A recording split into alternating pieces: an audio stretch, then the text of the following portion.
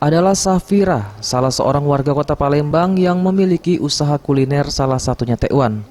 Untuk bisa membuat tekwan dibutuhkan bahan-bahan seperti ikan gabus giling, sagu, putih telur, garam, gula, bawang merah, bawang putih, potongan bengkoang, kepala udang, dan jamur kuping.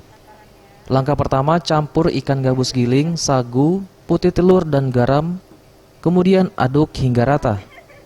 Bentuk bulat kecil campuran tadi dan rebus di air mendidih hingga matang. Langkah selanjutnya adalah membuat kuah dengan menumis bawang merah, bawang putih, kepala udang, dan rebus dalam air mendidih. Jangan lupa tambahkan garam, gula, potongan bengkoang, dan jamur kuping. Setelah kuah selesai, campurkan dengan tekwan yang sudah dibuat sebelumnya. Di masa pandemi, terutama adanya PPKM, mengakibatkan Safira harus beralih berjualan tekwan memanfaatkan media sosial, di mana berkat penjualan secara online, dirinya masih bisa menjual 100 porsi.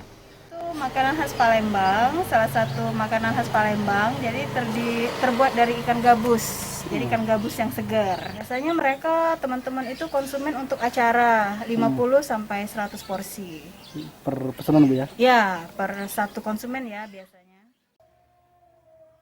Dengan kuah yang khas dan dikarenakan tekwan merupakan salah satu makanan kesukaan warga Palembang, membuat tekwan milik Safira ini masih dicari pelanggan. Karena terbuat dari ikan gabus, jadi rasanya itu enak, segar, gurih, kecil gitu ikannya. Harganya mahal nggak Bu? Harganya nggak terlalu mahal, Pas berarti ya? pas banget. Untuk menikmati satu porsi tekwan ini bisa didapatkan dengan harga Rp15.000.